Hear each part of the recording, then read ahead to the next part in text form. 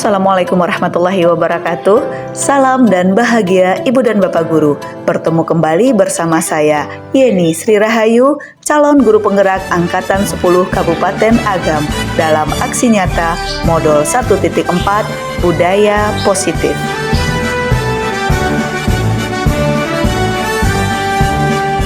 Bulatkan tekad, kuatkan hati, negeri ini memanggilmu kawan.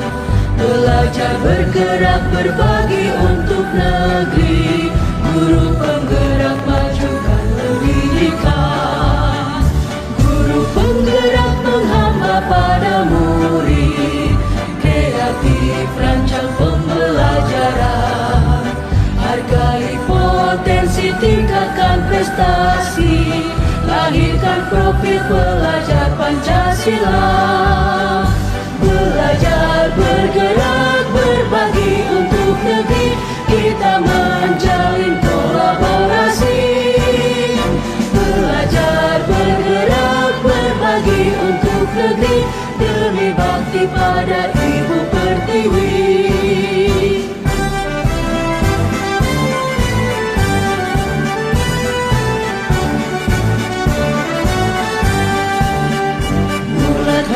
Tekad, kuatkan hati, negeri ini memanggilmu kawan. Belajar, bergerak, berbagi untuk negeri, guru penggerak majukan pendidikan. Guru penggerak menghamba pada murid, kreatif rancang pembelajaran. Hargai potensi, tingkatkan prestasi, lahirkan profil pelajar Pancasila. Belajar, bergerak, berbagi untuk negeri, kita menjalin kolaborasi. Belajar, bergerak, berbagi untuk negeri, demi bakti pada Ibu Pertiwi. Belajar, bergerak, berbagi untuk negeri, kita menjalin kolaborasi. Belajar, bergerak, berbagi untuk negeri, demi bakti pada Ibu Pertiwi. Demi bakti pada Ibu Pertiwi. Tidak apa-apa, semua orang pasti ada melakukan kesalahan. Begitu juga dengan temannya, namanya manusia, kita pasti ada melakukan menjalin kolaborasi. Siapa yang Belajar, bergerak, berbagi untuk negeri, demi bakti pada Ibu Pertiwi. Belajar, bergerak, berbagi untuk negeri, kita menjalin kolaborasi. Oh begitu, apakah Susi ingat sama keyakinan kita? Dan bagaimana yang dilanggar? Demi bakti pada Ibu Pertiwi. Jadi tahu bagian yang dilanggar. Jadi apa langkah-langkah yang harus Zizi lakukan untuk memperbaiki kesalahan Zizi itu? Untuk negeri, kita menjalin kolaborasi. Belajar, Kira-kira kapan Zizi akan memulainya? demi bakti pada Ibu Pertiwi. Zizi sudah berusaha untuk menjadi yang lebih baik. Kita doakan semoga Zizi kedepannya nanti menjadi anak yang selalu dapat menghargai orang lain dan berkomitmen. Dan kebahagiaan dan kesusahan Demi bakti pada Ibu Pertiwi. ya sama-sama. Semoga dengan kita diberi kemudahan oleh Allah Subhanahu wa Ta'ala. Sekarang Zizi boleh kembali bergabung bersama teman-temannya, ya nak? Assalamualaikum Waalaikumsalam. Kita menjalin kolaborasi. Belajar, bergerak, berbagi untuk negeri, demi bakti pada Ibu Pertiwi. Bismillahirrahmanirrahim. Assalamualaikum warahmatullahi wabarakatuh. Alhamdulillahirabbil alamin. Wassalatu wassalamu ala asrafil anbiya'i wa mursalin wa ala alihi wa ashabihi Rasulullahi ajma'in. Asyhadu an la ilaha illallah wahdahu la syarikalah wa asyhadu anna sayyidina Muhammadan abduhu wa rasuluh la nabiyya ba'da, amma ba'du. Yang terhormat Ibu Kepala Sekolah SD Negeri 21 Surabaya, yang kami hormati Bapak Guru Hebat SD Negeri 21 Surabaya, dan seterusnya kepada karyawan dan karyawati SD Negeri 21 Surabaya. Untayan puji dan syukur yang tak terkira kehadiran Allah Subhanahu wa Ta'ala, Tuhan yang Maha Esa, yang telah menciptakan alam semesta beserta isinya, telah memberi kita kesehatan dan kesempatan sehingga pada siang hari ini kita masih dapat dipertemukan dalam keadaan sehat dan berbahagia. Salawat beserta salam marilah senantiasa kita haturkan keharibaan manusia pilihan penuh sanjungan, yakni Nabiullah Muhammad sallallahu alaihi wasallam, dengan mengucapkan Allahumma shalli ala Sayyidina Muhammad wa ala ali Sayyidina Muhammad. Semoga kita yang bersalawat kepada beliau kelak mendapatkan syafaatnya di yaumul kiamah. Amin ya rabbal alamin. Baiklah Bapak dan Ibu guru hebat semuanya, sebelum kita masuk ke materi kita pada siang hari ini, marilah kita buka acara ini dengan mengucapkan basmalah. Bismillahirrahmanirrahim. Bapak dan Ibu guru semuanya, sebelumnya kami mengucapkan terima kasih yang tak terhingga telah meluangkan waktunya untuk dapat mengikuti berbagi praktik baik dengan tema budaya positif bersama kami di sini, Yeni Sri Rahayu, calon guru penggerak angkatan 10 Kabupaten Agam. Baiklah Bapak dan Ibu guru, sesuai dengan tema kita budaya positif, sebelum kita membahas apa itu budaya positif dan bagaimana nantinya kita menerapkan di sekolah kita di SD Negeri 21 Surabaya ini, terlebih dahulu marilah kita melihat perubahan paradigma. Untuk membangun budaya positif, sekolah perlu menyediakan lingkungan yang positif, aman, dan nyaman agar murid-murid mampu berpikir, bertindak, dan mencipta dengan merdeka, mandiri, dan bertanggung jawab. Perubahan paradigma teori kontrol atau ilusi dan miskonsepsi bahwa ilusi guru mengontrol murid, ilusi bahwa kritik dan membuat orang merasa bersalah dapat menguatkan karakter, ilusi bahwa semua penguatan positif efektif dan bermanfaat, kemudian ilusi bahwa orang dewasa memiliki hak untuk memaksa. Bagaimana seorang bisa berubah dari paradigma stimulus respon kepada pendekatan teori kontrol tersebut? Stadler R. Covey mengatakan bahwa bila kita ingin membuat kemajuan perlahan, sedikit-sedikit, ubahlah atau perilaku kita terlebih dahulu. Namun, bila ingin memperbaiki cara-cara utama kita melihat dunia, bagaimana berpikir tentang manusia, ubahlah paradigma Anda. Skema, pemahaman, dan penjelasan aspek-aspek tertentu tentang realita. Bapak dan Ibu guru hebat, marilah bersama-sama kita lihat perubahan dari stimulus respon ke teori kontrol. Di sini dapat kita lihat bahwa stimulus respon mengatakan realita atau kebutuhan kita sama. Sedangkan pada teori kontrol, realita atau kebutuhan kita berbeda. Ini yang disebut nanti perubahan paradigma. Kemudian semua orang melihat hal yang sama. Sedangkan pada teori kontrol, setiap orang memiliki gambaran yang berbeda. Kita mencoba mengubah agar orang berpandangan sama dengan kita, sedangkan teori kontrol mengatakan kita berusaha memahami pandangan orang lain tentang dunia. Berikutnya, perilaku buruk dilihat sebagai suatu kesalahan, sedangkan pada teori kontrol semua perilaku ini memiliki tujuan.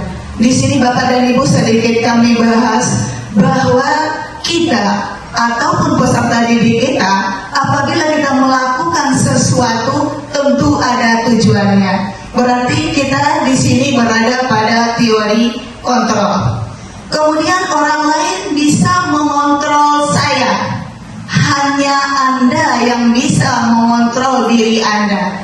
Jadi pada teori kontrol ini kalau kita lihat, yang mengontrol diri kita ini tidak bisa orang lain, Bapak dan Ibu guru. Yang mengontrol diri kita adalah diri kita sendiri.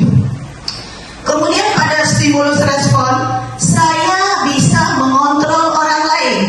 Sedangkan pada teori kontrol, Anda tidak bisa mengontrol orang lain. Lanjut, pemaksaan ada pada saat bujukan gagal.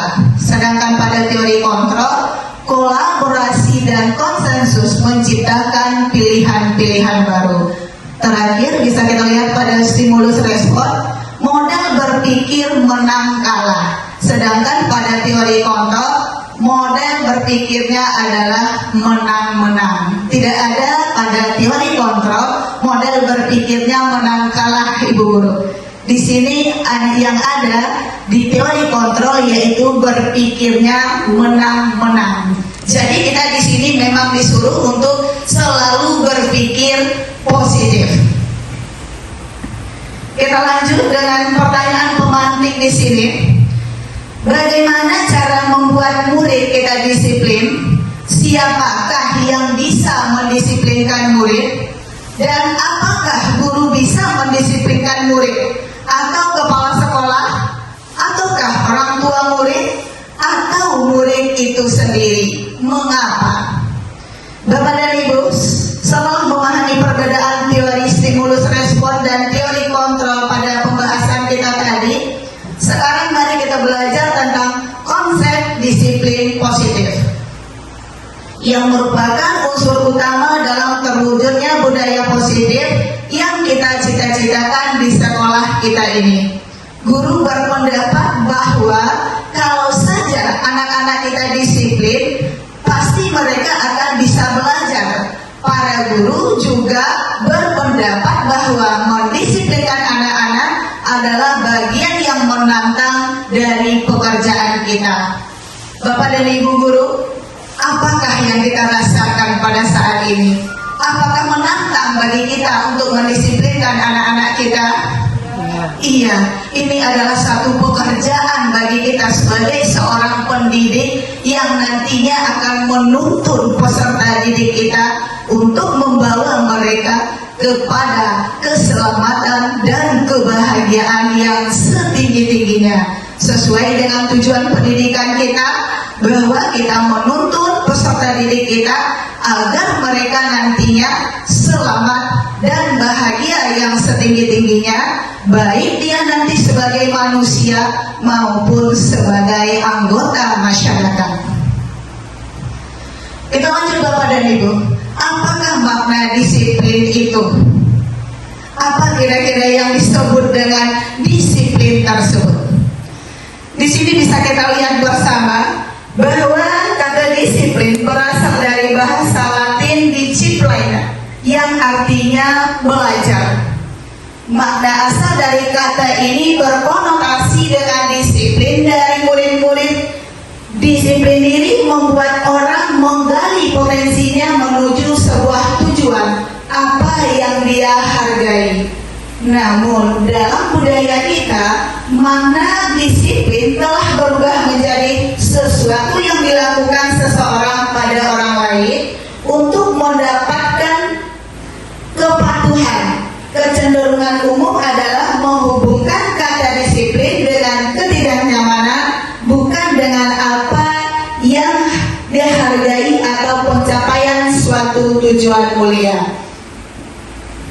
Kemudian Mari kita tanyakan ke diri kita sendiri, Bapak dan Ibu, bagaimana kita berperilaku, mengapa kita melakukan sesuatu, apakah kita melakukan sesuatu karena adanya dorongan dari lingkungan atau ada dorongan dari orang lain. Kemudian terkadang kita melakukan sesuatu karena kita menghindari rasa sakit atau ketidaknyamanan. Terkadang kita juga melakukan sesuatu untuk mendapatkan apa yang kita mau. Bukankah begitu Ibu dan Bapak Guru? Kita melakukan sesuatu itu tentu ada tujuannya. Kita melakukan sesuatu itu tentu ada maksud dan tujuan dari diri kita. Bagaimana menurut Anda? Pernahkah Anda melakukan sesuatu untuk mendapatkan senyuman dari orang lain? Pernah Bapak dan Ibu? Pernah. Kita bisa mengharapkan yang lebih dari sebuah senyuman bahkan.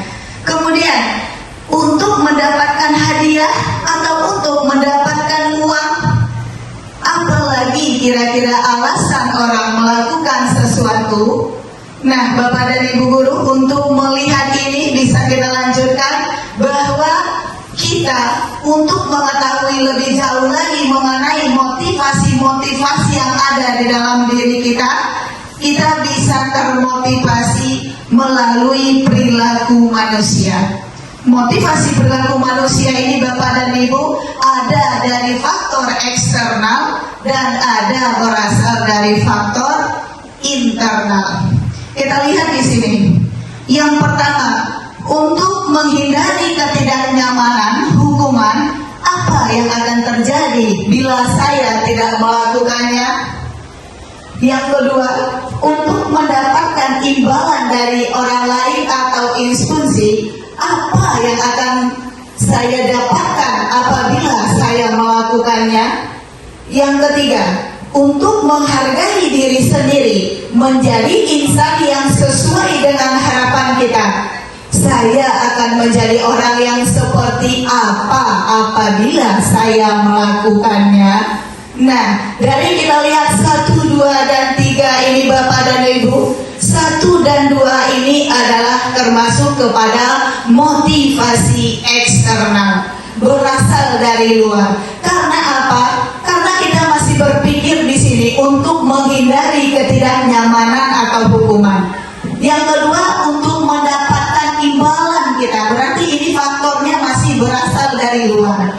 Sementara untuk yang ketiga, ketika faktornya dari dalam diri kita sendiri, dari internal dalam diri kita melakukan itu gunanya untuk menghargai diri kita sendiri, menjadi insan sesuai dengan apa yang kita rasakan.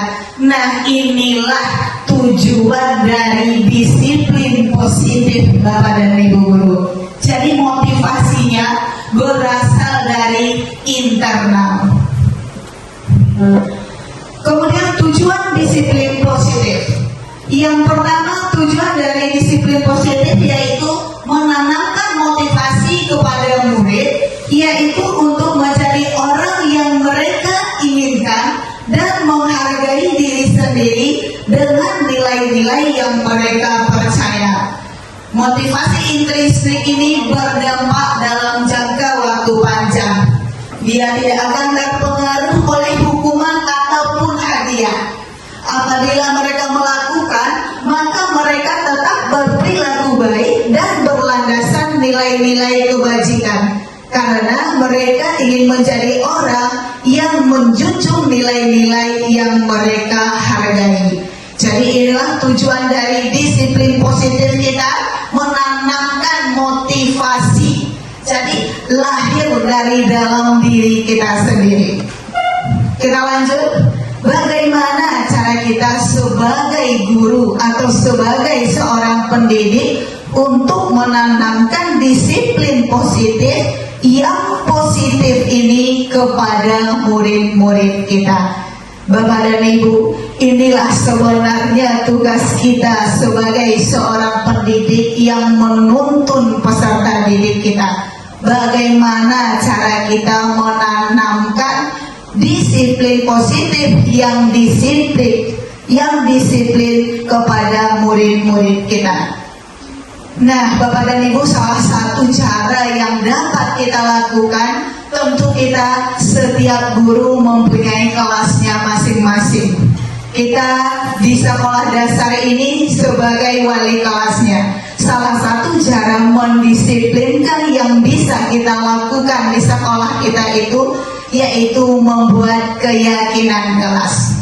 Di sini kita lihat Bapak dan Ibu, mengapa keyakinan kelas? Mengapa tidak peraturan kelas? Mari kita lihat Bapak dan Ibu, kata keyakinan dan peraturan tersebut. Mengapa kita memiliki peraturan harus menggunakan helm bila mengendarai kendaraan roda 2? Bapak dan Ibu, ini kenapa alasannya? Tentu untuk keselamatan kita. Kita menggunakan helm ketika melakukan perjalanan dengan sepeda motor, gunanya, fungsinya untuk keselamatan kita. Nah, yang kedua, mengapa kita memiliki peraturan 3M, menggunakan masker, mencuci tangan, dan menjaga jarak setengah meter? Ini tentu juga ada gunanya. Kita lihat di sini gunanya untuk kesehatan dan keselamatan kita. Berarti tadi seperti yang sudah kita bahas bahwa apapun yang kita lakukan semuanya memiliki tujuan. Nah, nilai-nilai keselamatan atau kesehatan inilah yang kita sebut sebagai suatu keyakinan, yaitu nilai-nilai kebajikan atau prinsip-prinsip universal yang disepakati bersama secara universal, lepas dari latar belakang suku, negara, bahasa, maupun agama. Menurut Goshen tahun 1998, suatu keyakinan akan lebih termotivasi seseorang dari dalam atau motivasi secara intrinsik. Seseorang akan lebih tergerak dan bersemangat untuk menjalankan keyakinannya daripada hanya sekadar mengikuti serangkaian keperaturan. Jadi Bapak dan Ibu, ketika kita melaksanakan budaya positif di kelas kita, maka tidak lagi kita membuat peraturan kelas, tetapi bahasanya keyakinan kelas, karena ini lahir dari faktor intrinsik. Kita lebih mementingkan keselamatan. Nah, nilai keselamatan dan kesehatan inilah yang disebut tadi dengan suatu keyakinan. Jadi kita bersama-sama dengan peserta didik kita di kelas untuk membuat satu keyakinan kelas, yang ini adalah salah satu cara dalam kita menerapkan budaya positif di sekolah kita. Kemudian Bapak dan Ibu, kita lanjut lagi kepada kebutuhan dasar. Di sini bisa kita lihat dalam sebuah pertanyaan pemantik Bapak dan Ibu. Ibu Ambar, guru kelas 2 di SD Pelita Hati, sedang bingung menghadapi salah satu murid di kelasnya, Doni. Beberapa anak di kelas 2 telah datang padanya dan mengeluh. Doni yang seringkali meminta bekal makan siang dengan paksa. Jika Anda menghadapi situasi seperti Ibu Ambar, apa yang akan Anda lakukan? Menurut Anda, kira-kira apa alasan si Doni melakukan hal tersebut? Ini Bapak dan Ibu guru, Doni ini sering mengganggu temannya ketika sedang makan. Nah, kira-kira jika ini terjadi di kelas Bapak dan Ibu guru, apa yang akan kita lakukan Bapak dan Ibu? Iya, kita tanyakan kepada Doni. Iya, kita tanyakan kepada Doni, mengapa dia melakukan sampai memaksa meminta makanan. Nah, Bapak dan Ibu, di sini kita penting dulu.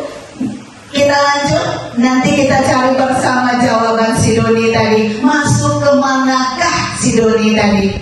Kebutuhan apakah yang tidak terpenuhi oleh si Doni tadi? Yang suka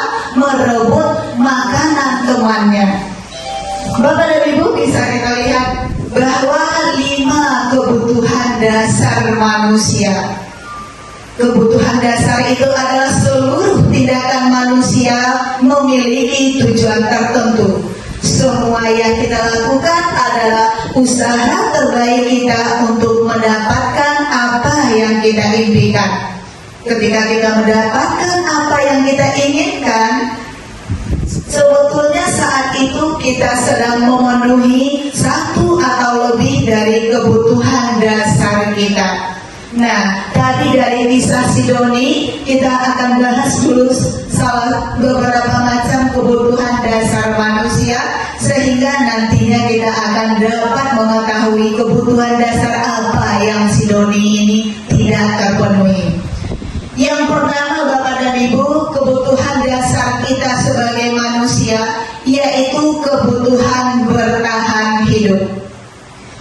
Kebutuhan bertahan hidup bersifat fisiologis, misalnya kesehatan, rumah, dan makanan. Kebutuhan ini meliputi kebutuhan akan perasaan aman.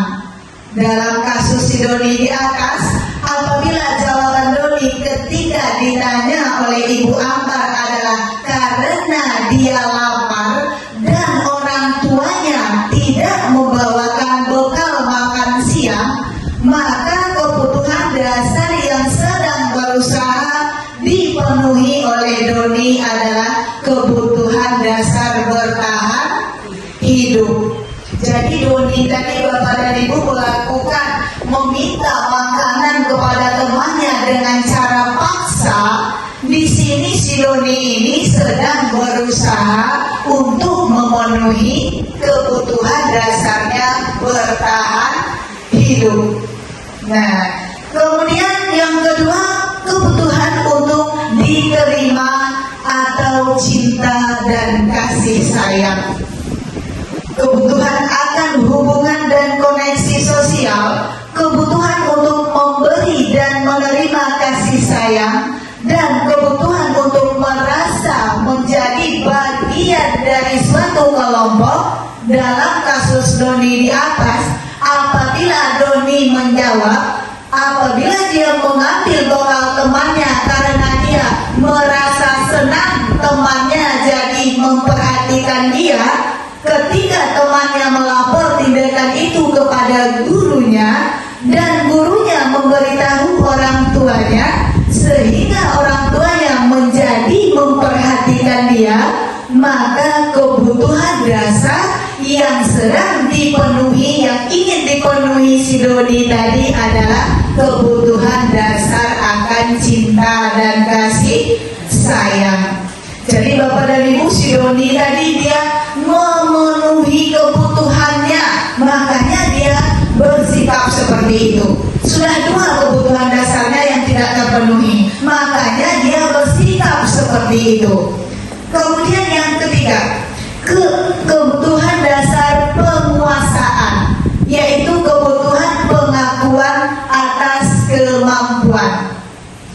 Prestasi dan keterampilan kita didengarkan dan dimiliki rasa harga diri. Kebutuhan ini meliputi keinginan untuk dianggap berharga, bisa membuat perbedaan, bisa membuat pencapaian, kompeten, diakui, dihormati. Ini meliputi self-esteem dan keinginan untuk meninggalkan pengaruh. Dalam kasus Doni di atas, apabila jawaban Doni adalah dia merasa hebat karena temannya jadi takut dan dia menuruti keinginannya, maka sebetulnya Doni sedang berusaha untuk memenuhi kebutuhan dasar, yaitu kekuasaan. Kemudian yang keempat, Bapak dan Ibu, kebutuhan dasar manusia yaitu kebebasan. Kita membutuhkan satu kebebasan, kebutuhan akan pilihan. Anak-anak dengan kebutuhan kebebasan yang tinggi menginginkan pilihan. Mereka perlu banyak bergerak, suka mencoba-coba, tidak terlalu terpengaruh dengan orang lain, dan senang mencoba hal baru dan menarik. Dalam kasus si Doni di atas adalah bahwa dia merasa bosan dengan bekal makanan dan dibawakan ibunya dari rumah, karena ibunya selalu membawa bekal yang sama setiap harinya. Oleh karena itu, dia ingin mencoba memakan makanan teman-temannya yang beraneka ragam. Maka Doni sedang berusaha memenuhi kebutuhan akan kebebasan. Jadi dia ingin kebutuhan bebas untuk memilih. Yang terakhir Bapak dan Ibu, yaitu kebutuhan dasar kesenangan, yaitu kebutuhan untuk merasa senang. Anak-anak dengan kebutuhan dasar kesenangan yang tinggi biasanya ingin menikmati apa yang mereka lakukan. Mereka juga konsentrasi tinggi saat mengerjakan hal yang mereka senangi. Mereka suka permainan dan suka mengkoleksi barang, suka bercanda dan bergurau, suka melucu dan menggemaskan, bahkan saat bertingkah laku buruk pun. Dalam kasus Doni di atas, ketika Doni menjawab bahwa dia melakukan kegiatan itu karena dia iseng dan ia menikmati ekspresi wajah teman-temannya yang sedang kesal karena makanan diambil, maka ekspresi teman-temannya itu lucu menurut si Doni, maka berarti Doni sedang berusaha memenuhi kebutuhannya, yaitu akan kesenangan. Bapak dan Ibu guru, kita sebagai seorang pendidik tentu sering sekali menemukan hal-hal yang seperti Doni lakukan ini. Ada mungkin di kelas anak didik kita yang suka mengambil pensil temannya, ada mungkin yang suka mencoret-coret buku temannya. Bapak dan Ibu, ketahuilah bahwa sebenarnya peserta didik kita tersebut sedang berusaha memenuhi kebutuhannya. Maka kita sebagai seorang pendidik di sini harus lebih lagi memperhatikan kebutuhan-kebutuhan dasar yang harus terpenuhi oleh peserta didik kita tersebut. Masih bersemangat Bapak dan Ibu guru? Masih. Alhamdulillah. Kita lanjut kepada posisi kontrol. Setelah kebutuhan dasar, kita kembali lagi ke posisi kontrol. Model disiplin yang terpusat pada murid yang dikembangkan oleh Diane Gosen dengan pendekatan restitusi yang disebut dengan 5 posisi kontrol. Bapak dan Ibu, dapat kita lihat bahwa dalam 5 posisi kontrol ini, 1 dan 2 ini akan melahirkan perilaku kontrol negatif. Sedangkan untuk posisi 3, 4, dan 5 ini nantinya akan meletakkan perilaku kontrol pada perilaku kontrol positif. Nah, mana saja 5 posisi kontrol ini?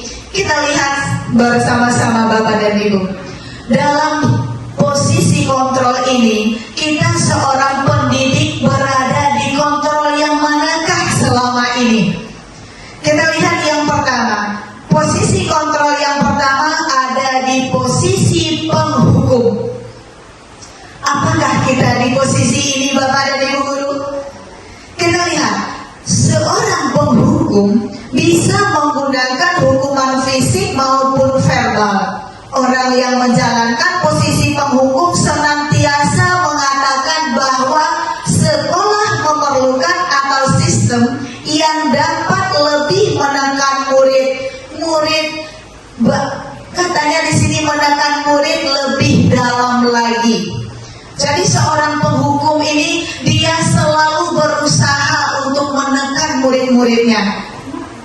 Apakah kita berada di posisi ini? Nah, terkadang iya, ini nanti yang akan kita rubah paradigmanya dari stimulus respon tadi ke stimulus kontrol ini, Bapak dan Ibu. Kemudian yang kedua, posisi yang kedua yaitu pembuat merasa bersalah. Apa kita lihat Bapak dan Ibu, pembuat merasa bersalah pada posisi ini biasanya guru akan berbicara lebih lembut.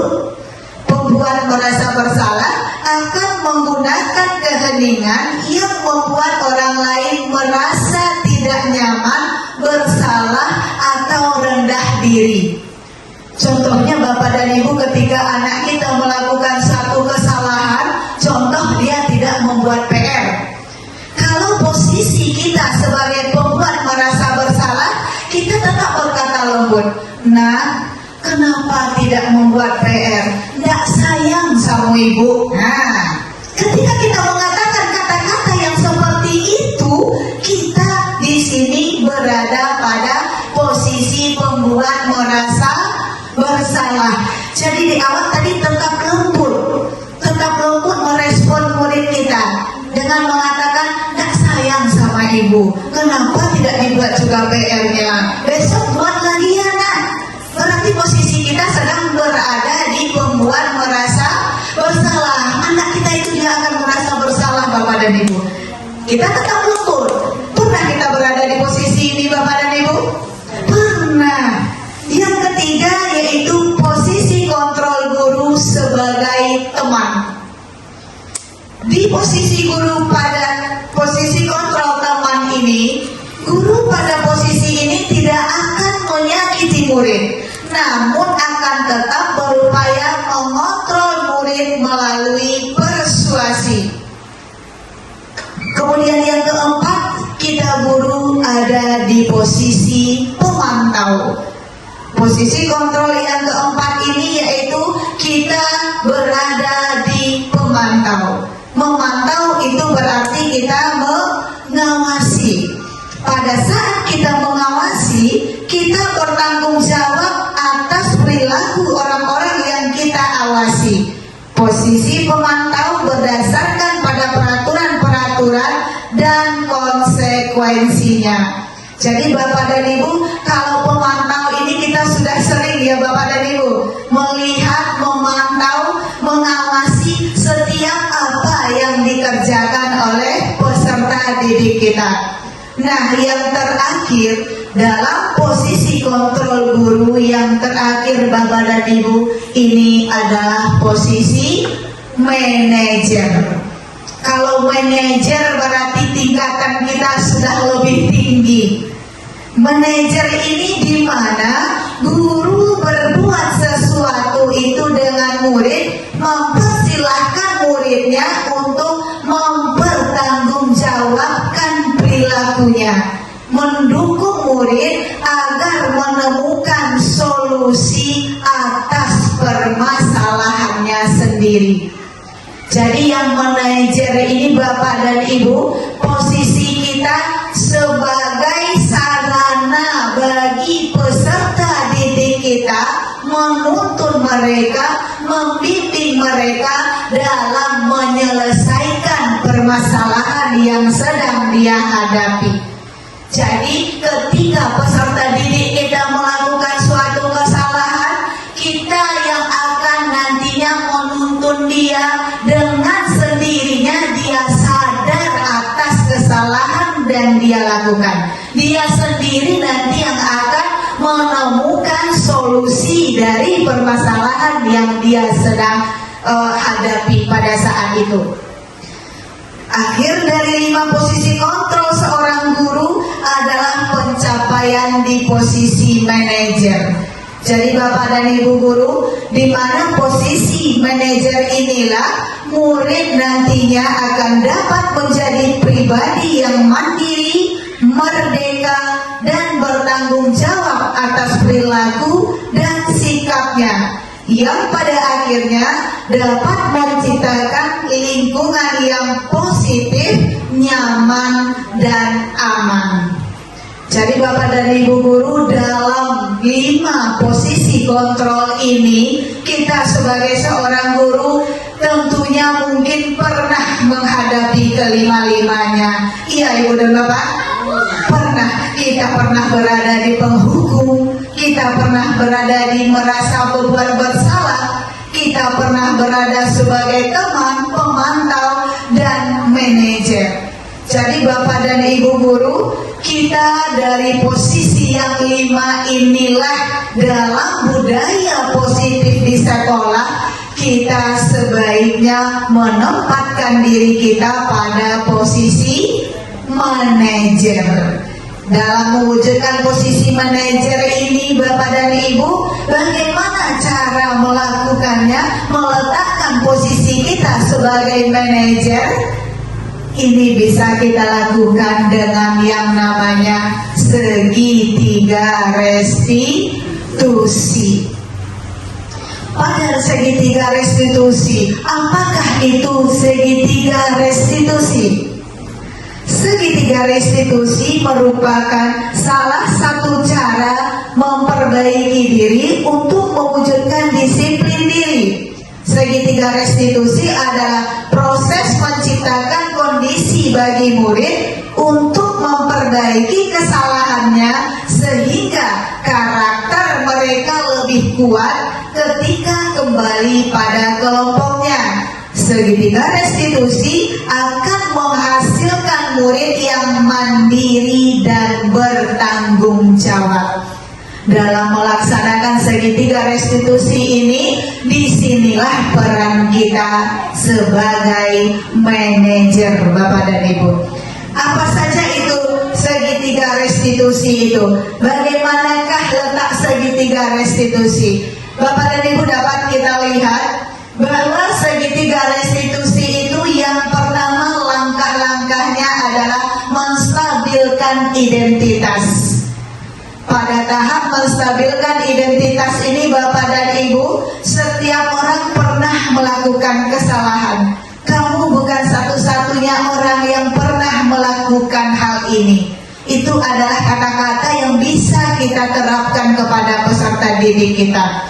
Contohnya begini Bapak dan Ibu, ketika kita ambil permasalahannya anak kita terlambat datang ke sekolah.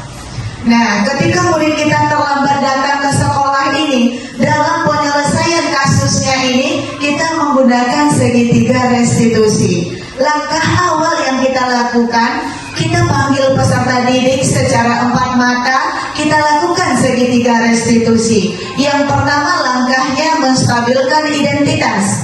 Kita panggil peserta didik, kita tanya kepada peserta didik tersebut, kenapa kamu ibu panggil? Berarti dia akan menjawab nantinya, tahukah kamu mengapa kamu ibu panggil ke sini? Nah, nanti dia akan menjawab sendiri apa yang mereka lakukan tersebut. Ketika dia sudah menjawab, kita dukung lagi. Benar, karena kamu terlambat datang. Tapi bukan hanya kamu saja yang pernah terlambat, ibu juga pernah, teman kamu juga pernah. Nah, di sini kita baru melakukan yang namanya menstabilkan identitasnya. Setelah itu apa lagi yang kita lakukan? Yaitu kita memvalidasi kebutuhannya. Nah, dia tahu mengapa kamu terlambat. Kita tanyakan seperti itu. Adakah cara yang lebih efektif untuk kamu mendapatkan apa yang kamu butuhkan? Nanti dia akan menjawab dengan sendirinya Bapak dan Ibu. Kamu tentu punya alasan mengapa kamu terlambat. Nah, nanti dengan sendirinya dia akan menjawab. Ada yang mengatakan mungkin karena saya tidur terlalu larut. Ada yang mengatakan mungkin semalam saya main handphonenya lama. Jadi anak itu muncul sendiri. Kita hanya memfasilitasi saja dengan pertanyaan-pertanyaannya. Kemudian yang ketiga langkahnya baru kita menanyakan keyakinan kepada anak tersebut. Dengan nilai-nilai apa yang telah kita sepakati di kelas? Kamu ingin menjadi orang yang seperti apa? Jadi dia sendiri nanti yang akan menyadari atas perbuatan yang dia lakukan Bapak dan Ibu. Di sini bisa kita lihat, ini ada video penerapan segitiga restitusi Bapak dan Ibu. Nanti ini akan kami putarkan, di mana video ini adalah salah satu yang sudah kami laksanakan di kelas, yaitu ini dalam menyelesaikan kasus anak kita yang terlambat. Kita bisa lihat videonya. Sebentar Bapak dan Ibu.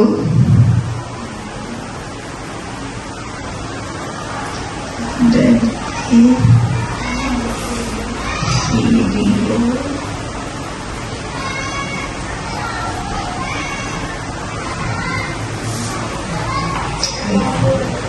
Bapak dan Ibu bisa kita lihat bersama contoh salah satu penerapan segitiga restitusi yang sudah kami lakukan di kelas. Kita menonton dulu ya Bapak dan Ibu. Terdengar suaranya Bu Susi? Oh, belum disambungkan berarti.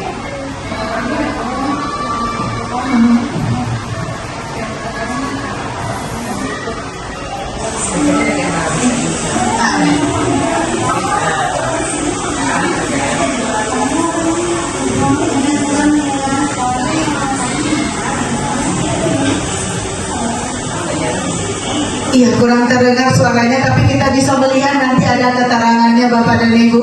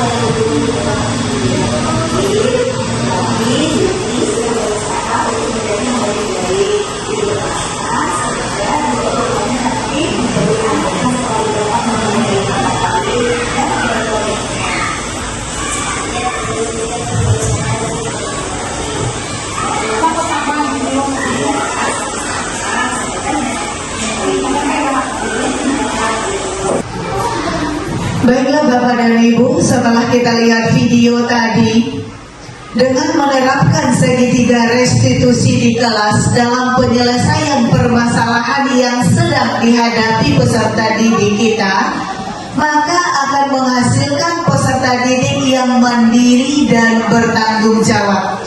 Jika budaya positif telah menjadi pembiasaan secara konsisten dan berkelanjutan bagi seluruh warga sekolah, maka visi sekolah yang akan kita capai ini akan berdampak baik bagi sekolah kita.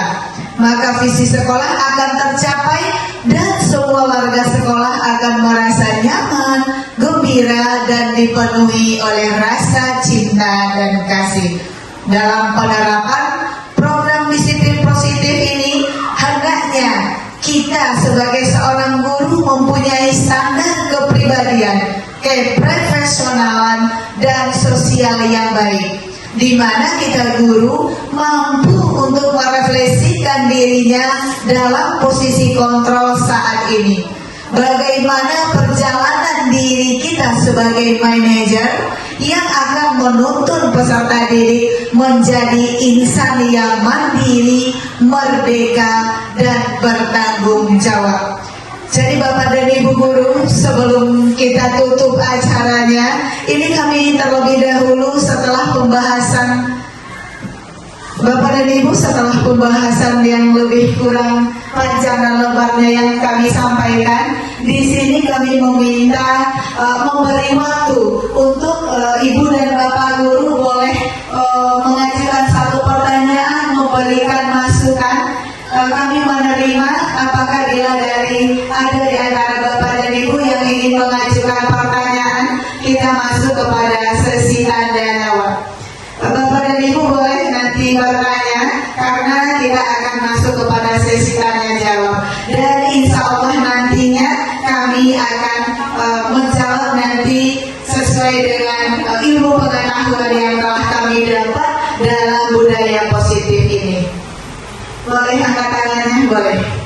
Iya, Ibu Darmieti, boleh. Bagaimana kalau di sini saya akan menanyakan bagaimana kalau anak itu yang terlambat itu juga anak itu, sehingga sekarang sudah lagi, besok terlambat lagi, bagaimana cara mengatasinya?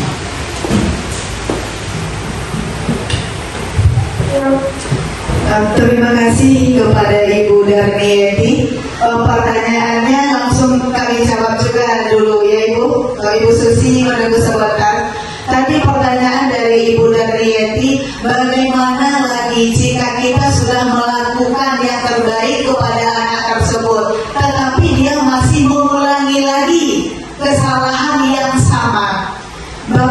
Ibu kembali kita kepada paradigma tadi, bahwa dalam posisi kontrol guru ini kita harus berperan sebagai manajer. Kembali kita kepada kebutuhan tadi Ibu. Kita sudah melakukan memulainya dulu dari diri kita sendiri dulu. Kita memulai dari diri kita terlebih dahulu. Kita memanggil anak itu secara perlahan-lahan. Memang benar Bapak dan Ibu, tidak bisa 1-2 kali saja. Kita melakukan suatu perubahan itu memang dalam jangka waktu yang lama. Tidak hanya dengan sekali 2 kali kita memberikan masukan kepada anak tersebut dia langsung berubah, tidak. Disinilah kita sebagai peran kita sebagai pendidik ini Ibu mengontrol, menuntun anak kita itu secara perlahan-lahan. Ketika kita sudah memanggilnya sekali, ketika kita sudah laksanakan misalnya seperti segitiga restitusi ini, kita sudah lakukan, kita meletakkan diri kita sebagai teman, kita coba dengan melakukan posisi kita sebagai pemantau, terakhir kita pakai lagi cara yang lain lagi, kita letakkan diri kita lagi sebagai manajer. Ini memang butuh waktu Ibu. Kita melakukan yang terbaik ini tidak bisa langsung berubah Bapak dan Ibu. Memang harus membutuhkan waktu yang lama. Prosesnya mungkin agak sedikit membuat diri kita harus lebih bersabar lagi dalam menghadapi peserta didik kita tersebut. Karena tadi kita juga sudah bahas bahwa apapun yang mereka lakukan itu pasti ada tujuannya. Bisa jadi dia melakukan kesalahan yang sama tadi. Kalau hari ini dia butuh kasih sayang dari kita, mungkin hari esok dia butuh perhatian lagi. Dia butuh rasa kesenangan, karena dia akan merasa senang apabila dia Ibu panggil lagi. Jadi dia melakukan itu mungkin dia merasa masih ada kebutuhannya yang belum terpenuhi Bapak dan Ibu. Jadi disinilah kita sebagai pendidik ini juga harus ekstra sabar dalam menghadapi peserta didik kita. Kita coba cara 1, cara 2, cara 3, dan kita selalu berdoa juga, kita doakan dia lagi. Mudah-mudahan dengan seringnya kita memberikan motivasi yang baik, dia nantinya sendirinya akan dapat mengubah perilakunya. Karena Bapak dan Ibu kita tahu bahwa peserta didik kita ini memiliki keunikan masing-masing. Mereka itu sudah ada tertanam di dalam dirinya Bapak dan Ibu. Mereka bukan kertas kosong, tetapi kertas yang sudah terisi dan masih sama. Disinilah tugas kita sebagai seorang pendidik, menuntun dia nantinya, menjelaskan yang samar pada kertasnya tersebut, sehingga nantinya dia dapat mencapai keselamatan dan kebahagiaan. Begitu Ibu dan Yeti. Jadi agak bersabar kita Bu, tidak bisa kita melakukan satu perubahan itu dengan 1 atau 2 kali saja akan berubah, tetapi dengan butuh proses yang lebih panjang. Mudah-mudahan dengan niat Ibu nantinya memberikan respon yang baik, menanamkan disiplin yang baik terhadap peserta didik kita tersebut, dia akan dapat dengan sendirinya berubah, ya Bapak dan Ibu. Oke, yang kedua tadi Ibu Susi juga mengangkat tangan, dipersilakan. Baik Ibu, terima kasih atas kesempatannya. Assalamualaikum warahmatullahi wabarakatuh. Assalamualaikum warahmatullahi wabarakatuh. Di sini Ibu Kepala Sekolah untuk memberikan pertanyaan. Ini materi yang Ibu sampaikan ini sangat menarik sekali. Banyak sekali ilmu pengetahuan baru yang saya dapatkan. Kemudian saya ingin menanyakan terkait dengan implementasi yang akan kita terapkan di sekolah kita, terutama kita sebagai seorang guru kelas tentunya. Dan bagaimana cara kita menerapkan disiplin positif ini di dalam kelas. Begitu. Terima kasih. Assalamualaikum warahmatullahi wabarakatuh. Waalaikumsalam warahmatullahi wabarakatuh. Terima kasih Ibu Susi. Dari pertanyaan Ibu Susi tadi dapat kita tangkap bahwa bagaimana kita menerapkan disiplin positif ini di dalam kelas kita. Bapak dan Ibu, tadi kita juga sudah membahas sedikit salah satu cara yang dapat kita lakukan dalam menanamkan budaya positif pada murid-murid kita di kelas, yaitu dengan melakukan atau membuat keyakinan kelas, Ibu. Jadi masing-masing kita, baik itu guru kelas 1 sampai guru kelas 6, kita bikin kesepakatan kelas, kita bikin keyakinan kelas di kelas kita masing-masing. Tidak peraturan kelas lagi namanya. Ketika kita melakukan keyakinan kelas, yang pertama sekali langkah kita yaitu berdiskusi bersama Bapak dan Ibu. Dalam membuat keyakinan kelas tersebut, kita melibatkan semua warga kelas. Jadi tidak kita guru yang membuat keyakinan itu. Kita membuatnya itu libatkan semua anggota kelas kita. Nah, setelah anggota kita dilibatkan, kita suruh dia mencatat dulu aturan apa sih yang ingin mereka lakukan di kelas itu. Apa sih kegiatan-kegiatan positif yang ingin mereka yakini, sepakati di kelas itu. Kemudian kita kumpulkan keinginan anak-anak kita tadi, kita kumpulkan peraturan yang ingin dia sepakati. Nah, kita jadikan kalimat-kalimat yang anak kita tadi itu kumpulkan menjadi kalimat yang efektif, menjadi kalimat yang mudah untuk dia laksanakan. Jadi keyakinan itu muncul dari dia.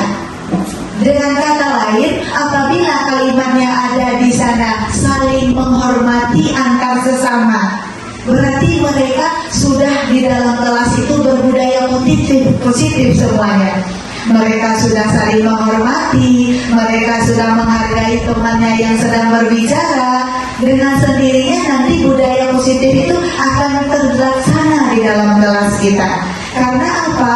Karena yang membuat keyakinan itu dia sendiri, yang menjalankan dia sendiri. Jadi salah satu cara yang dapat kita lakukan dalam menerapkan budaya positif di kelas kita, salah satunya dengan membuat kesepakatan kelas tadi. Iya, keyakinan kelas kita itu, di mana di keyakinan kelas itu terdapat di sana nilai-nilai keselamatan, nilai-nilai yang ingin kita capai. Begitu Ibu Susi? Masih ada Bapak dan Ibu? Baik, sepertinya pas. Baik Bapak dan Ibu guru hebat semuanya, alhamdulillah kita sudah berada di penghujung acara. Lebih kurang tadi 1 jam ke depan kami sudah berbicara panjang lebarnya mengenai budaya positif di sekolah kita ini. Kesimpulannya Bapak dan Ibu, budaya positif ini benar adanya, betul Bapak dan Ibu, apabila kita laksanakan dengan konsisten, apabila kita laksanakan dengan berkesinambungan, insya Allah sekolah kita akan menjadi sekolah yang aman, nyaman, merdeka, sekolah yang dipenuhi dengan cinta kasih di dalamnya Bapak dan Ibu.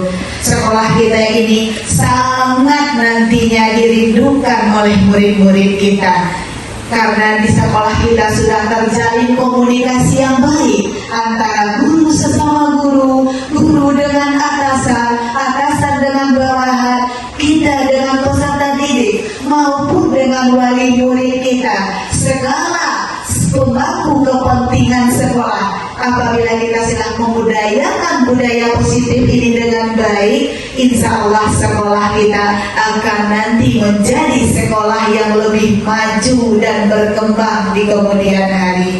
Amin ya rabbal alamin.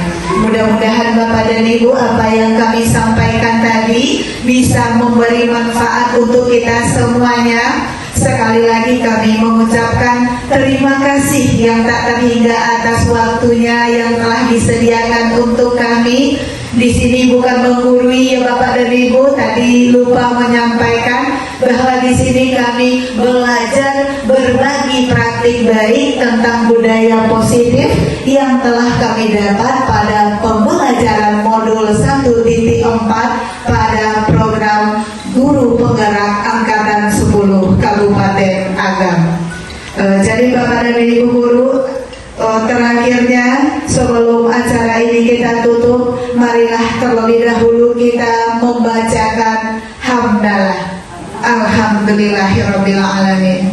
Sekali lagi Bapak dan Ibu Guru, terima kasih atas waktu dan kesempatan yang telah diberikan. Mohon maaf atas kesalahan atau kehilafan selama kami menyampaikan materi tadi.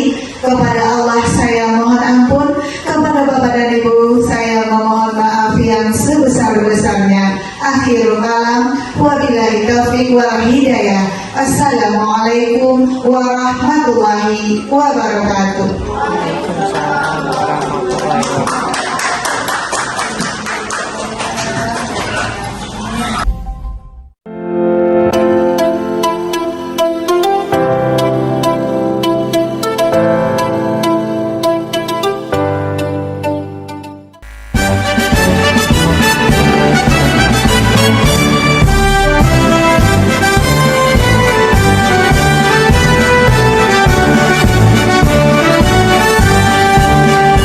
Bulatkan tekad kuatkan hati, negeri ini memanggilmu kawan. Belajar bergerak berbagi untuk negeri, guru penggerak maju. Bapak dan Ibu guru hebat, demikianlah aksi nyata pada modul 1.4 Budaya Positif. Semoga bermanfaat dan dapat memberi inspirasi untuk kita semuanya. Saya Yeni Sri Rahayu, calon guru penggerak Angkatan 10 Kabupaten Agam, mengucapkan terima kasih. Wassalamualaikum warahmatullahi wabarakatuh. Berbagi untuk negeri, kita menjalin